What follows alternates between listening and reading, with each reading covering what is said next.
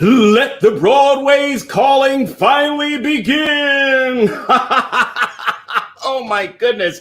So sorry we're late tonight. We had some technical difficulties and I might freeze. Apparently it looks like everything's working, but it was freezing. But we're glad that you're here, and I'm glad that we're up and running and we're bringing Broadway's Calling here to you, because every week we try and pull back the curtain and find out how your favorite Broadway stars finally got the call to be in their very first Broadway show. It only happens once, but every single star who's played on Broadway has a story, and we're going to find out that story. But I guess because the Halloween goblins are all over, let's stay with that Halloween spirit with a very, very special message from my former boss. Here we go. I know you are, but what am I?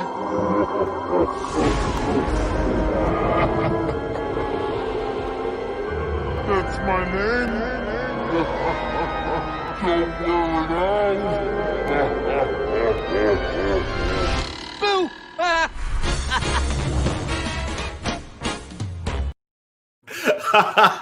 Well, you happen to know that this is the 10-year anniversary of the opening of the Pee Wee Herman show that I did on Broadway. And one of my guests today was also in that. So there'll be like fun Pee Wee things all the way through. But hey, it's the Halloween season, and it's been a crazy week of breakouts. And first there was the COVID breakout in the White House.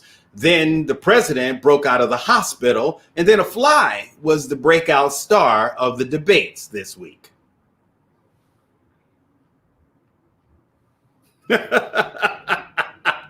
That fly is huge. He's doing book deals, TV deals. He even has an all-fly production coming to Broadway when we finally open up again about his time on Mike Pence's head, called On the Crown. Well, that's a silly little joke. But I wish I wasn't joking about the fact that Broadway isn't going to be opening until, at the earliest, May of 2021. And that's what the Broadway League just announced the other day. And rest assured that there are many of us who are just thinking of ways to continue to create entertainment for all of you who are watching and for our performers, and hopefully we can pay them to entertain all of you out there. So that's sort of like my whole goal. And I always think, like, if there is a crisis, there are three ways that we can deal with it. I call it the three G's. We can just either give in, give up, or give it all you got. Now, I say don't give up. Instead, regroup. So give in and regroup, and then give it all you got. And by regrouping, I'm like, it's all right to take a nap. It's, take a nap if this is just like too much, because a lot of people go like, I can't even do anything right now. And for those of us who have a little gumption right now and we can give it all we got, we're going to give it all we got because we got your back. And then there's some days when I want to take a nap too and go, oh, I can't do it right now. And then we'll just pass it off. It's like a relay. This thing is like, we're all in this together. It's a relay. We just pass it off. And then it's like, when it's my time to take a nap, I hope you'll have my back. So that's what's going on in the world. But I'm going to try and find artists that just show us how we persevere, how to be tenacious. You know what I'm saying? To like keep moving forward, to keep creating. And I think some of our artists who are on today are those kinds of artists. And I'm very excited about this. Darius Haas. Yes, Darius Haas has been in several Broadway shows, including Rent, and one of my all-time favorites, the glorious Shuffle Along. And he starred in that with Audra and Billy and Stokes, Joshua, Adrian, Brandon, Amber, and Brooks, and all by the first name. I'm saying that. I know that there's some Broadway fans out there. You know the last names, and you can put those in the comments, because those people, they are so phenomenal that they should only be mentioned by their first name. And I'm so glad that Darius is here. He comes from an insanely talented musical family. I just Andy Bay and the Bay sisters. I've never worked with Darius personally, although we met in Chicago, like I don't know, 25 years ago or something. But I've worked with someone in his family since 1979, and his sister Aisha and I were in Dreamgirls, and Ronell Bay and I did a show down at San Diego Rep back in the 90s, and then I got to work with his late aunt Salome Bay, who was in Your Arms Reach Out to Box with God on Broadway, but she was in Toronto, and one of my first jobs, I got to like do a thing with her, so that was fantastic. But I recognized Darius's voice, even though we hadn't worked together, immediately when I heard him singing on the marvelous Mrs. Maisel last season.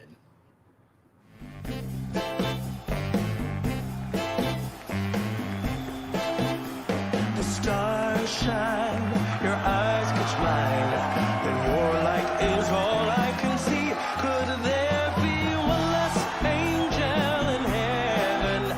Count whom one less angel in heaven. Must be one less angel in heaven, 'cause you're here smiling at me. Oh, the strings play, you move my way. I'm soaring now, I guarantee there must be one less angel in heaven. Don't tell one less angel in heaven. Must be one less angel in heaven. 'Cause look who's dancing with me. Oh man, I love that tune. And when Darius gets here, we'll find out how he got that cool job to be the voice of Sky. But also, Darius is dropping by to give us some good news from some good Samaritans who have a business in the Broadway box and who are taking care of our actors who are in this position. I really can't wait to hear about that. Now, later this month, I had mentioned that the Pee Wee Herman show had its its opening on Broadway 10 years ago. Well, we're going to be celebrating that 10-year anniversary all through the month with so many like fun Pee Wee things. And our entire cast, which this was rare, made their Broadway debut, including today's guest, Gotham TV star Drew Powell. Now, don't think that I've given his Broadway's Calling story away, because there's a twist, and I hope that you'll stick around to find out how the villainous Butch Gilzine and Solomon Grundy, born on a Monday of Gotham, made his Broadway debut as none other than a dancing bear. I'm telling you, he has played every kind of role. Now, since we are live, maybe Drew will share some of his other hidden talents. And if the internet decides to show its hidden talents, we have our fantastic tech producer, Julie Garnier, to pop in and help us out like she just did at the top of the show today. Hey, Julie, are you here? Are you popping in? Hi. How you doing? That was crazy. I was like button and pressing and all kinds of buttons and all of the everything said that it was good, but that was a great little adjustment that you gave us. And if something like that happens, we'll have to do it. And I guess, Julie, you have to take over. I almost started the show without you. Yeah, I was thinking, she's just going to go. It's like, she was like, hello, Broadway's Calling with Julie Garnier. I'm ready, Lance. I'm ready and I'm ready. I tell you, well, it's like, we just feel like it's like, the goblins are out. And it's okay because we're getting ready for our big Halloween show on Halloween. And you're actually going to sing. Now, I do want to know, is it a secret what you're going to sing, or... I've had a few different little requests here and there. I mean, I might do a little something from Wicked, maybe a little No Good Deed, or there's also Into the Woods. I might do a little It's the Last Midnight, maybe. Oh, well. You have to see. I'm toying with a few different options. Well, I have to say, which tune will you choose? Oh, Get it? Oh, that's funny. Which? Yeah, I know. I'm full of bad puns today. You really are. Terrible. Well, they are both villainous tunes, and maybe people can write in the comments if they like, is the last midnight or no good deed goes unpunished. One of those, just, you know what I'm saying? So it's just like, since we haven't been doing 8 shows a week, it's like, I'm already warm. It's crazy. But seriously, if you guys if you have a choice, you want to help Julie out, put your choice in the comments. If you're not already a subscriber, I hope that you think about becoming a subscriber. And if you want to know, little things like when other stars are coming onto the show or when we're doing other great performances, click that bell and it'll just be a little simple reminder to tell you that we're here, Absolutely. So I'd love to hear from all of you soon. Just pop your comments in there and we'll be watching them throughout the show. But I've got to go find a fierce outfit for that night. So I'm going to just go. All right. We'll see you, Julie. Have a great show. Thank you. And you guys, I will be announcing the lineup for a Halloween concert, Cadaver, over the next couple of weeks on here and on our Instagram, which is Instagram/Broadway's Calling TV. But the first 2 stars, I can tell you right now, one of them has come from a ways, Miss Julie Garnier, and the star of Sister Act, Tarzan, Crybaby, and Hairspray, my buddy, Mr. Chester Gregory. Oh, man, I cannot wait till you see his devilish performance in Cabaret on Halloween. And just go to our Instagram, Broadway's Calling TV, starting this Wednesday for the information on how to get the link. Now, our other good news is that we are introducing a brand new feature today. A lot of things. I guess that's why the internet wanted to make sure it was good and strong to get you all of this stuff. But our new feature is Best Broadway Bites with Andrea Boyer. She is my favorite foodie friend. So I want her to come here and join us at Broadway's Calling. Hey, Lance. How are Hey, you? Andrea, how are you? I'm doing fabulous. Miss coming to New York and hitting all the fun spots, Oh, city, I know. but always looking forward to talking about some great Broadway bites. Oh my goodness! I just love when we used to go to that joint across from Hamilton. For a great Yes, place. Oh my God. such good So pizza. good. Those guys are so great. I just love just stopping in, and they take care of all the people on Broadway. And then after the show, we always ended up at Joe Allen's. For the wee hours. Oh my gosh. It was great because they'll just clean up around us and they won't kick us out. That's what I think is so great. You can tell, it's like, okay, they're standing by the bar. They've counted everything. They're ready to go. So then we leave, but it's One so more great. round before we leave. I think we past 2 o'clock, I think. It was something crazy. Oh my God. Well, I am so excited to find out about this good food news from my friend Darius the Haas. So we're going to have Darius the Haas come right in here. But most people will know Darius from his Broadway shows like Carousel and Rent, and even seen him in concert with the great Vanessa Williams. And of course, as I showed earlier, Mrs. Maisel. Well, ladies and gentlemen, Darius the Haas. Hey, Darius. That was funny. That was fun. Hello. I'm ringing in. Hello. You're ringing in. Interrupt.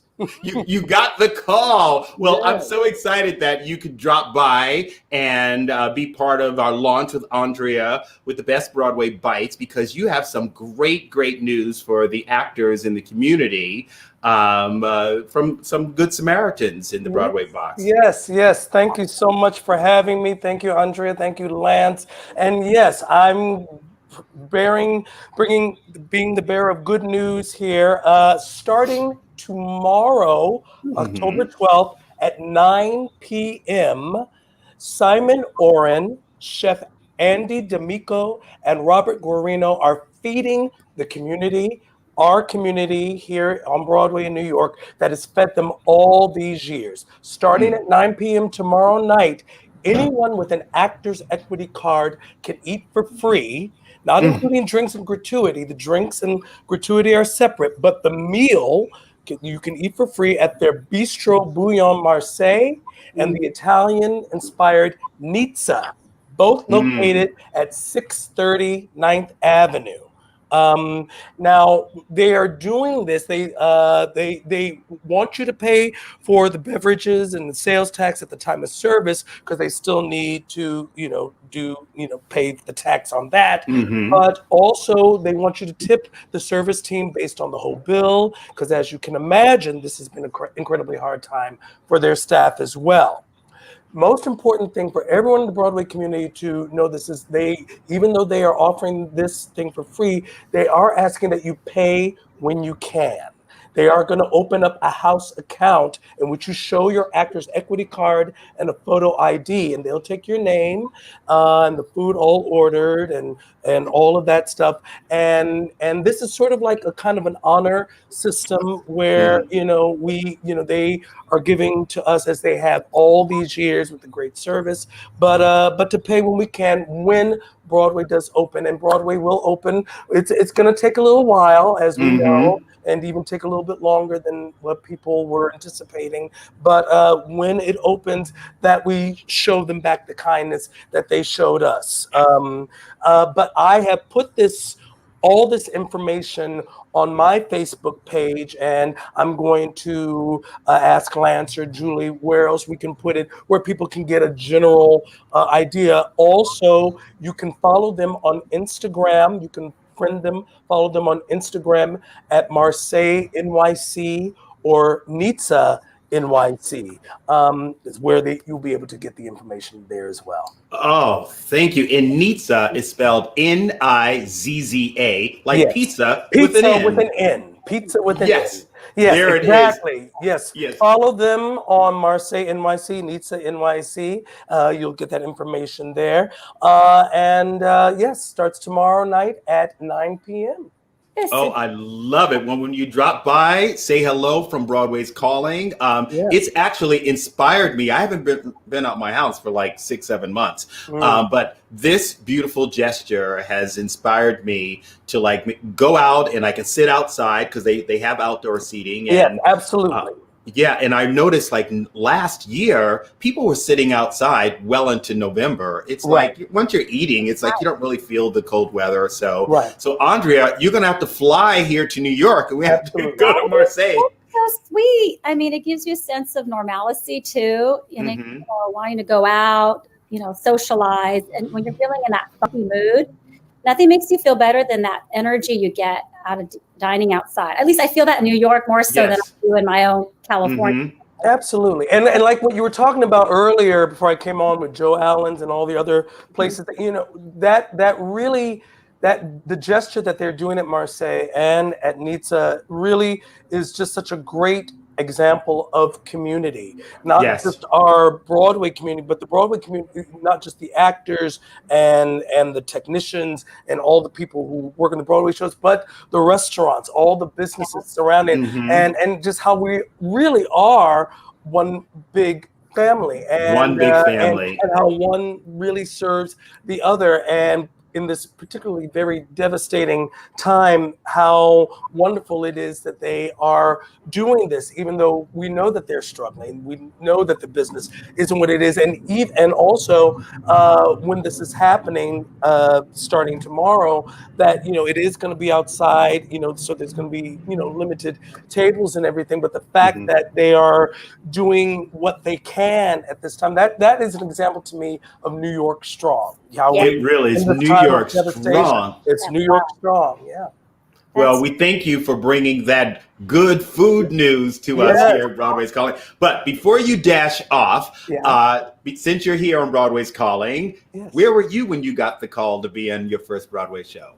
Where was I? Well, my first Broadway show was Kiss of the Spider-Woman. I thought so, Yes, Kiss of the Spider-Woman with that lovely lady, and with Cheetah Rivera before Vanessa came on. And so you did with both? I got to do it with both. I got to do it with both, and I was in my apartment. I was so determined to make my Broadway debut because I've been on tour and I've been working regionally. And I said, I really, really want to stay home. I really want to have that experience. And that opportunity came around and I was at home in my studio up in Inwood.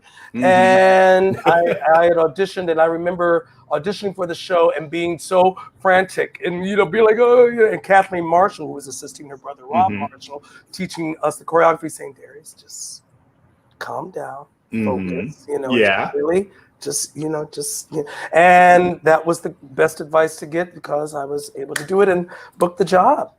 Wow. Well, bravo. And I will see you for some pizza and not just a slice. We're going to have a whole pizza at Nizza. Yes, I have a pizza at Nizza. Yes, absolutely. Yes, Lance and Andrea, please, I would love that. All right. Well, thank you for dropping by. See you, Darius. Thank you for having me. Thank you so much. Thank you. Oh my goodness, that is so amazing. So Andrea, before you go, you and I were on the phone and we were talking about some Halloween treats maybe that people can be making when they're watching Cadaver Ray. Will you come back and maybe show us how to make those like Dracula cookies or something next week? Yes, Dracula's denture. Oh, good. Not to bite back. Absolutely. I love that. Well, I can't wait till you guys see them, and I can't wait to see you again, Andrea, next week with some more of Best Broadway Bites with Andrea Boyer. See you soon. All right, see you, Andrea. Oh, that was such a loving gesture, and I would love to dedicate this song that Darius sang when he was in Rent. And we dedicate it to the chef and owners of Nizza in Marseille with Seasons of Love.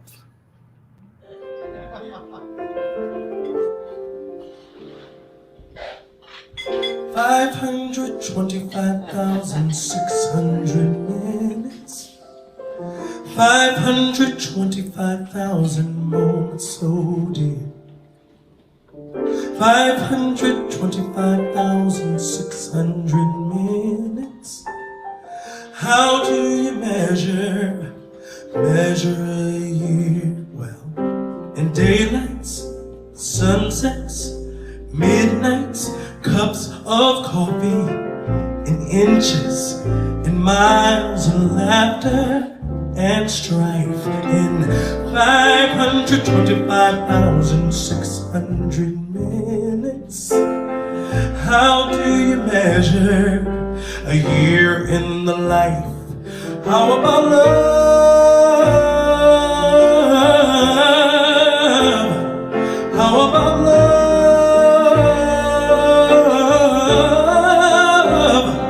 How about love?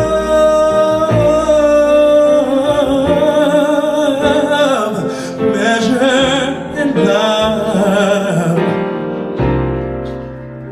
Seasons of love, seasons of love, love, love.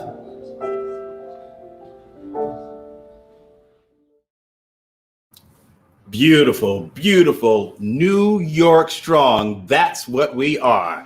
And if you're a fan of New York, you're a fan of Batman and Gotham. So Gotham fans, welcome. Pee-wee fans, welcome. It's always good to see you because it is time to celebrate our 10-year anniversary of the Pee-wee Herman Show on Broadway with Drew Powell. Man, he is a proud Hoosier who made his mark as Haas Cartwright on the Ponderosa, the prequel to Bonanza. And then he came back as Butch, Gilzine, and Solomon Grundy on Gotham, a prequel to Batman. I don't know. I think, Drew, you got a thing. You could do all the prequels to all the shows. Well, I'd like you guys to stick around to see how the Pee-wee world and the Gotham world finally collide. But here's a little Butch to get you in the mood. I'm Butch Gilzine. Look, if it's up to me, you get a bullet in the head and a decent funeral, but Fish has her ways. Where's the snitch? I want to speak to him.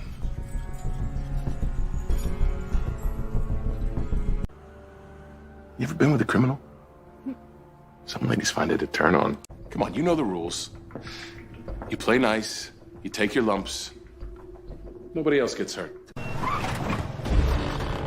Hey, sisters. How's it hanging? Listen, you gotta get hurt a little. You want a beating or a bullet? Why we gotta get hurt? Because we're sending a message this is a serious issue. Well, tell them it's serious. No problem. You know what?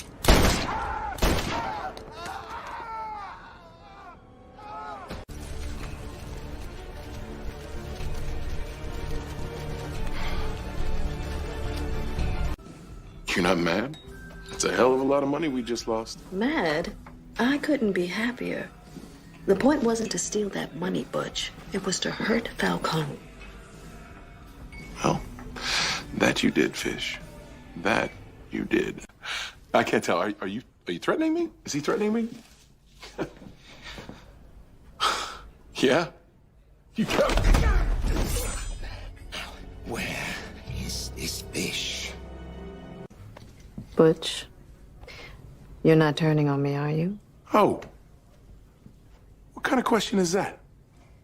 Why would you even joke about something like that? I'm just asking.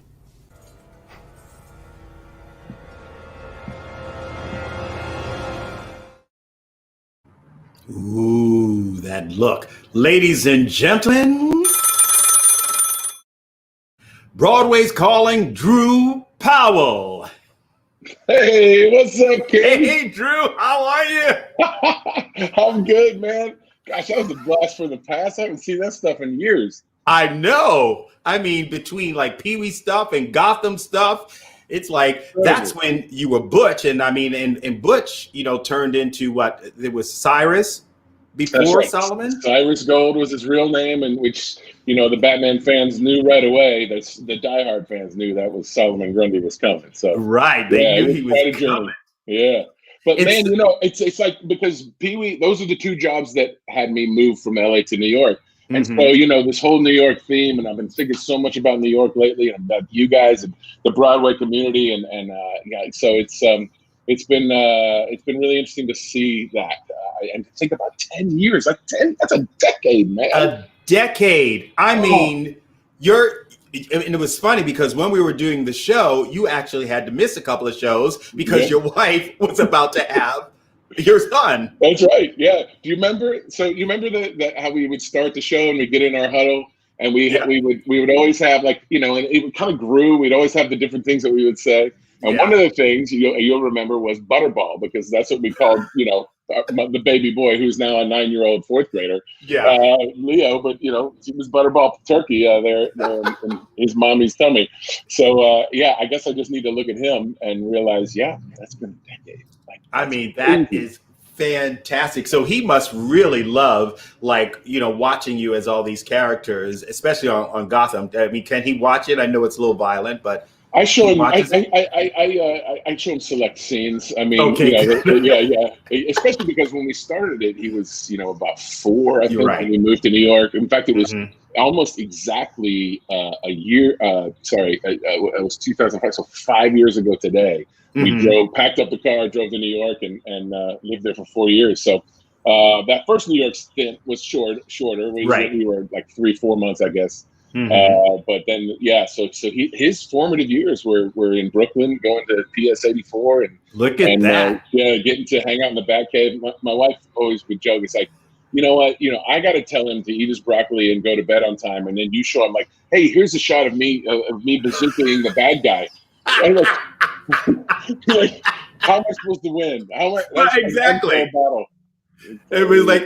Well, now, do a lot of people dress up as Solomon Grundy for Halloween? I have seen some. And my favorite, there's a lot of great ones, but my favorite of all was this young African-American woman, I think from Kentucky. And she did a full-on it with, like, the Gotham fans know, like, early on I had a hot dog bun with mustard on it. She had the whole thing, and she did such a good job. So that was one of the first ones I saw. But But yeah, Grundy's iconic. I mean, he's been around since the 40s. So I know he's like a classic character. Well, for those of you who aren't familiar with Solomon Grundy, here's a little Solomon Grundy for you to get ready for Halloween. Maybe Lance with the edits. Yeah.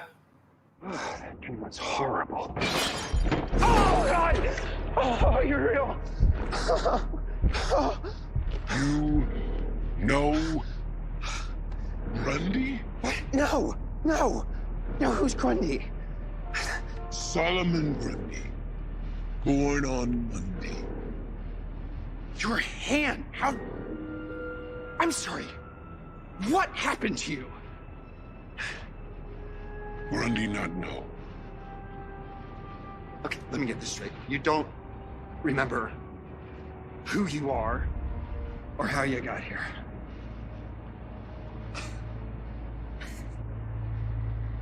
I'm sorry, Grundy. I don't know you. Best of luck, though. Hope you get the skin thing figured out later. Oh! Ow! Ow! Ow! Ow! Ow! Ow! No, Grundy. You help Grundy. Be Grundy friend. I'm attempting to be civil, but I can't help you. Why? I just can't. All right? Why? Because. Why? Because I can't even help myself. Oh.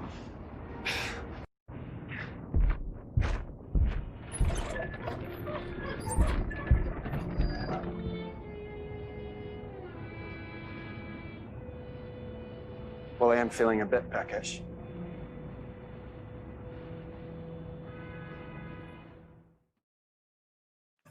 So there's the hot dog. If you want to dress up as Grundy, everybody out there, you're welcome. You can do it at our costume contest for Cadaver on the 31st. You can come as, Butch Gilzine. You can come as Cyrus. You can come as any of the villains. Of course, Solomon Grundy, born on a Monday, because we're going to have a lot of your favorite villains from like Little Shop and Sweeney and Phantom and Wicked, Little Mermaid, all of them. They'll be singing the wickedest song. I don't know what Solomon would sing. I mean, maybe we'll get Drew to sing later on, but just know you can save the entire day for Cadaver Ray, because we're going to air the show all day long. So depending on what your Halloween, schedule is, you can watch it as you're getting dressed. You can watch it as you're getting, later on after your dress. It doesn't really matter. It'll just be available for you. And all of our patrons will get to see the show for free. They're getting the link for free. So there's still time to become a patron at patreon.com/Broadway's Calling for as little as $5 a month. And I'm going to tell you right now, don't tell anybody, but the show is like, 2020. It costs $20.20 to get the link. But if you join as a patron, that's $5. Who will win the golden pumpkin? Will it be a Solomon?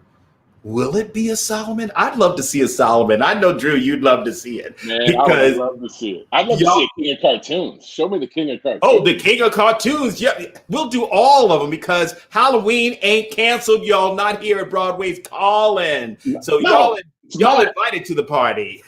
Yeah, absolutely. That's brilliant. That's awesome.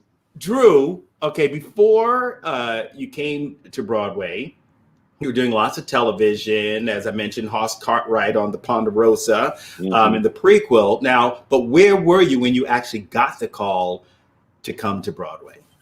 It's a good question, Lance, and it's actually, as I was thinking about this before I came on, I realized the real story starts when they cast the Pee Wee show in LA.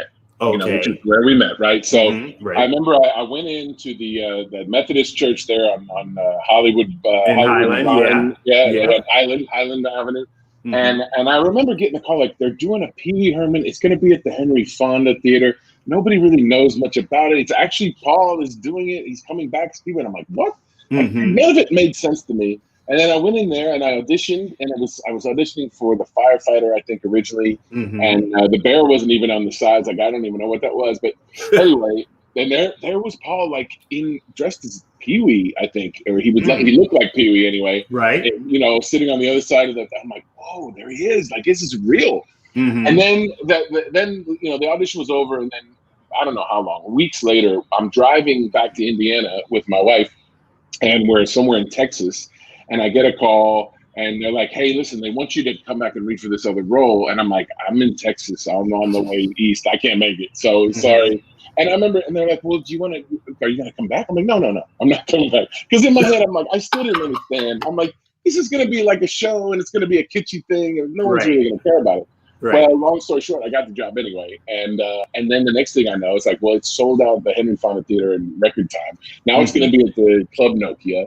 Right. And then, so and even I remember calling my manager at the time and being like, should I do this? And not because I thought I was better or bigger than it or anything. It didn't make sense in my brain. And then when we met and we all got together, but I don't know about you, but that first time I saw the Playhouse set, when we walked in the Club Nokia, it was like, oh my gosh. Yes. This childhood just sort of came wafting over. That's right. 100%. And those people who were older than children when it was on, other things were wafting over. Exactly right. That's exactly right. But honestly, so then we did that run, and that was, we had such a great time, and it was so great to have that crew. All of us really got along very well. And then I think I was the last one to be added to the New York thing. So I didn't know if I was going to do the Broadway show. Right. And then when I finally got the call, it wasn't so straightforward, because I had also booked a J.J. Abrams film called Super 8. You remember that movie, Super 8? So I had to decide between Broadway and Super 8, which is an incredible situation for any actor. Yeah. But it was a tough one, because I thought, well, I knew J.J. Abrams was incredible, but I also like, how do you turn down an opportunity to be on Broadway? So I made that choice, and the rest is history. But it was that experience. I mean, I wish you could have seen pre-show every week. King of Cartoons, Crown, Underpants, Crown, and Robe. He was like. Crown and the Underpants is what I remember most. Right. We had so much fun. There he is, except no pants. No pants. It's like the quarantine. Ain't nobody got time for pants. Come on now. Amen to that. Ain't no pants. What do we call that? What do we call your dressing room? The Bump It Lounge. The Bump It Lounge. Yeah, after Missy Vaughn. We were sponsored by Heineken, yeah, and Buffalo Trace whiskey and vodka. Like, it was the place to be. I remember drinking with John Oliver down there, and like every night there was some, And Daniel Radcliffe came down. Yes, David Bowie and Iman. And this was because Josh Myers actually ended up playing the fireman. His brother Seth Myers already had like a thing with Heineken and everything. He says, "I'm gonna take care of you guys," and so we were hooked. It was bad. He had the fake fireplace, and there was like Paul bought us that. You remember, you guys from the 50s and the 60s, they would have the corrugated fake fireplace, and so Paul ordered one for us to come to be in our Bump It Lounge in the dressing room. And I think one time we had up to 35 people. I counted. Oh yeah. Yeah, because people would just come and stay. It was like the after party, right? It was like after party. The security got mad at us. They were like, they had to kick us out. Like it was, and the amount of people that would come through. Like, the show was unique, right? You've done so much Broadway since then, and you had done so much stuff. People always say, like, what was your Broadway experience like? I'm like, well, it was unlike anything. And I look forward to having another crack at a good old fashioned musical. Like, I one day, I have dreams of doing that, but. That experience, the people that would come through. The one show I missed was the show that Stephen Sondheim came to. And I don't know if anyone got to meet him, but I heard he was in the audience. Prince came. Remember, Lou Reed and Salman Rushdie came together. Yes. It was like a fever dream. It really was. Now Now, I want to show everybody the lovely scene that you got to do with Paul, because the thing is that the entire show, you were the dancing bear. All you did was dance, and you did not say a thing. But then there was this scene. We did the voices in the back, but yeah, this character. Yes. Yeah. This character. We did other voices. You were also the window. We did the flowers together. Randy, and we did the flowers together. Yeah. But there was this scene, and then I will tell, and I don't think Drew knows this little twist that happened about the casting of the two of us in the Pee Wee Herman show on Broadway. But right now, I'm going to show you the bear scene with Drew Powell and Pee Wee Herman.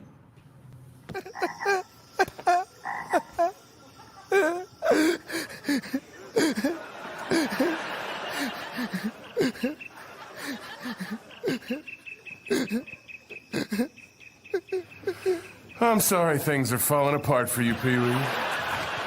You can talk? Yep. And I'm not really a bear. What? What do you mean? Oh. I'm a real person, just like you. I got problems, I make mistakes, I got feelings. I even gave away a wish myself once, a long time ago. What happened? I made someone else very, very happy. What about how unhappy that made you?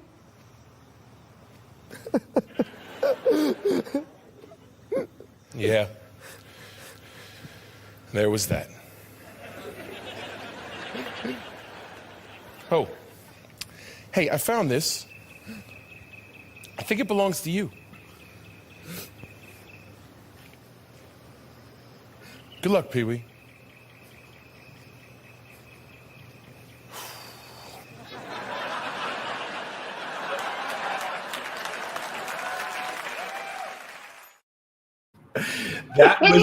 That was captured from when we after the show closed, HBO came in and we got to film it, and it is still on HBO on demand, and you can still check us out. But Drew, the story that I didn't know you didn't know the story. Now, because originally Pee Wee Herman was only going to be 6 weeks on Broadway. So Paul had called me and he said, well, Lance, I just have to tell you, we are going to Broadway, but we can't take everyone.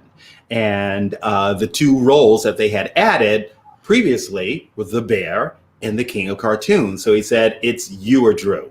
And it basically was like, it's Sophie's choice. It was like... It was going to be you every time. Come on. There's not even a question. No, he actually told me, and I can't believe you didn't know this, that you were going to do it and you were going to have to be the bear and the king. Come on. I never heard that. No, this is what was going on. So, I'm thinking, I'm playing Jafar there in Aladdin, and I am like, in my Jafar get up one day, and I didn't. You just made your eyebrows do Jafar. Oh, did he? He comes in. He comes right in. You Jafar on me right there, boys. He goes in. Well, because I remember the moment where I was on my phone and I got a message and I see that Paul had called me several times, and I was like, he has to break the bad news to me that I don't get to go to Broadway, and I had been waiting 30 years to go to Broadway because I had gotten a Broadway show and then it closed before I got on stage. So I was working, but not on Broadway, out in LA. And so I really wanted that call. So I pick up the phone and it is Paul Reubens, and he says, just wanted to tell you that get ready for a call from your agent because it's going to be listed in Variety tomorrow that you and the entire cast from Los Angeles are all going to Broadway. So I was like, where were you? I was like outside of the stage door, and I'm like getting ready to go do the next show of Jafar in Aladdin. And so I'm supposed to be mean, and all I wanted to do was say, hey, Aladdin, I'm going to be on Broadway. But I was like, get me that lamp. I was like, I don't really care about the lamp. I'm going to be on Broadway. I wish I had video of that performance. You floated through that performance. It was crazy. But you know what the thing is that I was talking to Paul about it, Paul Reubens about it later. And he said to me, they figured out how to extend the run. So we ended up doing 11, 12 weeks. So they were financially, it made sense that they could bring everyone. But he said also that when they were figuring it out, he said, okay, we're going to Broadway, but the one person who's going to love being on Broadway more than any of us will be Lance. We have to figure out how to just bring everyone. And so to this day, you know, all of these Broadway shows in the last decade, I would not have been in Sunset Boulevard or My Fair Lady or Cat on the Hot Tin Roof or Sister, any of those shows without Paul Reubens. And I am forever indebted to him. You know, it was so beautiful because I think as a cast, we all knew as awesome as and like you said, like a Broadway debut for everybody. That never happens. I know. It was such a unique experience. It was you know, unlike anything else. But to a person, you know, everybody was so happy for you because this was your destiny. It was meant to be, you know, it was so right that you were there. As awesome as you were, you know, at Disney and doing all that stuff, that's not where you're meant to be. You were meant to be in New York. You're meant to be right there, close to your mama and doing your thing. And the fact that started that off, I mean, it's so funny that if I would have known that, I would have called Paul myself and said, listen, man, you got the wrong guy. You got to take him. But we all got to come. I'm not that nice. I'm not that nice. Hear me clearly. Yes, you are. How much you needed to be there. No, you are that nice. You that nice. But it's just funny, though, how these worlds actually collided. And I was talking earlier to people, even online, they were like, look, Drew's in Gotham and, you know, and Pee-wee's on Gotham. Yeah. And they were like, wait a minute, the worlds are colliding. And it's like, so I found a clip where you get to see how the worlds collide with Paul Reubens on Gotham. Here we go. My health forbids me from drinking, but at least I can watch you enjoy this sherry. It was my father's favorite. Is that him? No, that's my great-grandfather, Manfred. He started a small tailor shop in Gotham many, many years ago. Made suits for the city's elite. My father became an apprentice like every son before him. You were an apprentice too? I was. Had rather a flair for it. But it was not to be. When my father succumbed to illness, my mother held me close to her, homeschooled me. She felt a need to protect me from the temptations of the city. All this time, I've been afraid to ask about your mother. I'm so sorry I abandoned her. Had I known I was also abandoning you. Dear God, I'm such a cowardly fool. Did she have a happy life? No, not a happy life, but a good one. How about that? And by the way, the mother in question was played by Carol Kane. So how about that? Paul Reubens and Carol Kane is a I know duo. Yeah. Now, but you never got to have any scenes with Paul Reubens, did you? No, we didn't. But we would, you know, we'd catch up whenever we would link up on set when we had, you know, we're shooting on the same day, and it was always such a trip. You know, it didn't happen too often, but like the couple times it was like kind of this weird deja vu moment. Wow. I mean, that is so crazy. I would love, like, if anybody on the set had pictures of like the two worlds colliding, of like you and Paul together on the set of Gotham. That would be like so I don't amazing. Think I have any. Yeah. I wonder if there's some out there. That would be great. Yeah, he's a great actor. You know, people. I don't know how many people know that he's, you know, really good at that. Besides just being crazy Pee-wee, you know, he's got skills. He's got major skills all the way back from the Groundlings. You know, they are really like trained. They can play sort of anything, which is how the Pee Wee Herman show even came about. You know, he had to come up with the show, and he came up with that character for that. And but he does many voices on a lot of animated programs that you would never know was him. But he's like so good. Oh, he was the voice at Disneyland there was like the Star Tours of the robot. Oh, that's right. Yeah. That's right. I mean, it's like he's everywhere. It's so amazing. He has so many hidden talents, which I know you have as well. You keep hinting at you want to do a musical. I say Big River. You can that would be great. Play the John Goodman role. That would be so good. I would love that. And I honestly, I mean, that is still the dream. As great as Pee Wee was, and it was great, it was different. You know, like Right. it's not a musical, even though you know we did sing a song. We sang a little ditty. We did a ditty. It was a ditty. So yeah, ditty with the box step and the you know.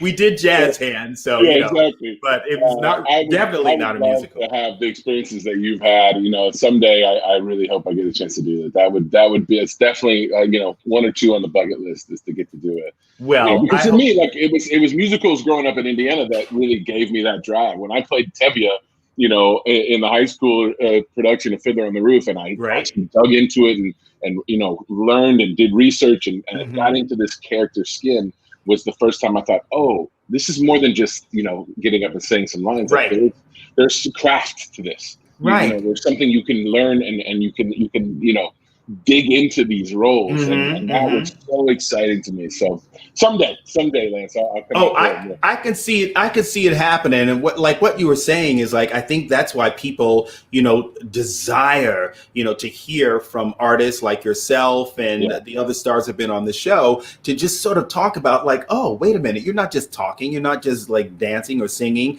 It's like you are creating these characters that hopefully become a great story, lead to a cathartic experience for the viewer, because that's what we get out of all of this. Yeah, absolutely. I gotta tell you one quick story before. I don't know how much time we have left, but when you showed that, you know, talk about, you know, the difference between TV and film and the difference between, you know, doing Broadway. So one of those scenes, there was a scene where I'm kind of bending down and there's a Brinks truck that's been exploded. It was the first season of Gotham. Well, one of the guest stars on that episode was Leslie Odom Jr. I don't know if you've heard of him. A little bit, yeah. And we're in the van going back to the hotel because I spent that first season, I was commuting from LA, which was insane. But we're in the van going back to the hotel, and he said to me, he's like, you know, I just booked this pilot and it got picked up. I'm like, buddy, congratulations. That's the holy grail. Like some like legal or hospital drama on CBS or something like that. And he's like, yeah, well, I just had to call the producers and beg them to let me out of my contract. I'm like, what? You did what now? And he's like, yeah, you know, I got cast in this this reading of this thing called Hamilton. This is Lin-Manuel. It's like a historic. I'm like, whoa. Hang on a second. You're gonna do something for the public? Like it wasn't even at the public at that point. Right. We're gonna. I'm like, what? He's like, bro, it's gonna be a game changer. And I thought, this poor guy, you know, God bless him. You know, he's gonna give up this chance to make some real money and do some stuff. And I was like, are you sure you want to do that? Man, oh man! Every time I see him singing on that State Farm ad or whatever the heck it was, I'm like, joke's on you, pal. And, you know, he has albums and movies and everything. He's a great guy, but it's funny because Leo just got into Hamilton, and I'm thinking about how many people whose eyes will be open to Broadway because of that show. And absolutely, it's like anyway, but that's worlds colliding, you know. It really is. And it's also, you know, getting inspired by different people, you know, especially like with Leo. I was wondering, we lost Eddie Van Halen this week. And I know that he's a major inspiration for, you know, oh, there he is. Yeah. Hey, Eddie. For many musicians like yourself. And speaking of inspiration, have you gotten to like share a little of Eddie's music with Leo at all? With your son? Yeah. You know, it's funny. I had Van Halen on repeat the day he died. You know, we were outside, you know, because, you know, we all live the quarantine life pretty much. So I'm outside in my garage, you know, pumping iron, he's shooting baskets, and we're having the music play. And yeah, you know, I had a band in high school. You know, we were called the Schoolboys, and we played rock and roll. Yeah, and we would do Van Halen songs. And whenever we do a Van Halen song, it's just like, you could feel it. It lifted you up, you know, that was real rock and roll. So yeah, that was a real loss. We've lost a lot, you know. Bill Withers, yeah. So many in the last year. This year is, you know, everybody says that, you know. 2020 has been tough. It's tough. Genuinely, it's up to us to like not make it tough. If we have, like I say, the gumption, we have to like, you know, like just sort of like move forward, and just like I said, you know, give it all we got, and maybe you'll do a tune for us as we like, you know, leave the program. Yeah. Okay. Yeah, I'll do it. Just a quickie. All right. Well, before you do that, I just want to say to everyone, I hope that we see you next Sunday, 6 p.m. Eastern Time, when Brian Terrell Clark stops by. Yes, you get all the hits, man. Hey, listen. Brian will tell us about stepping into the skin to play Marvin Gaye in Motown the musical, and what it was like to play George Washington in the one and only Hamilton on Broadway. That's right, y'all. Hamilton fans will be here. I want to see you all. This is going to be the room where it's been happening. Okay. I've also, before I sing it, what I really like is if Darius could just come back and sing for me. I just like to lip sync, just like Mrs. Maisel, because if I could get that guy to sing for me, I love that show and I love those songs, and I had no idea that he was the ghost singer. So I know and they won the Emmy too this year. You can go sing for me anytime, bro. I bet you he would love to do that. Well, you guys, you're welcome to leave a comment if you're watching throughout the week. You Gotham fans, you Pee Wee fans, tell Drew how much you love him, and comment on us singing and tell him that he doesn't need any ghost singing because he's doing all right himself. But for all of you, I just say stay safe, stay connected, keep a little Broadway in your life. I'm Lance Roberts, and this is my boy, Drew Powell, with a tune to take us out. Peace. Thank you, Lance, brother. Appreciate you. All right. And I hope to see you soon. Yeah, live. This is a little Bill Withers tune for us. God rest his soul. And this song always makes me happy. So we need all the happiness we can get. Sing along if you know it.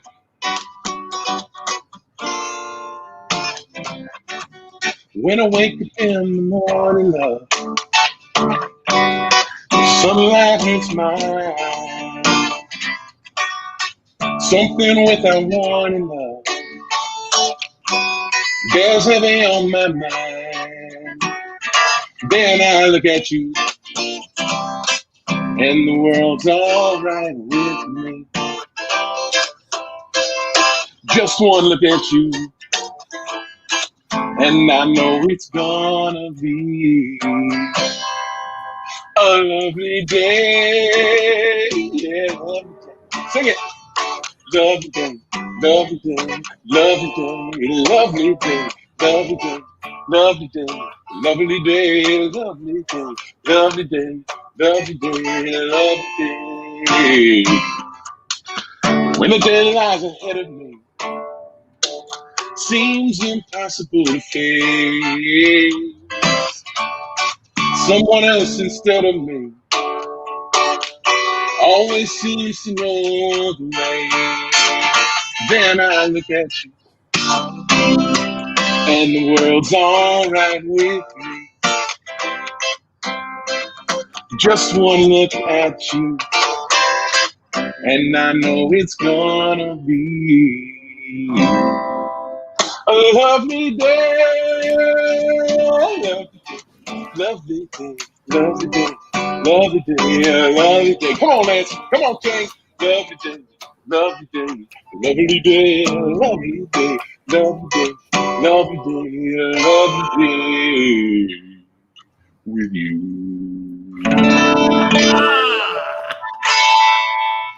That was fun. All right. Peace, everybody.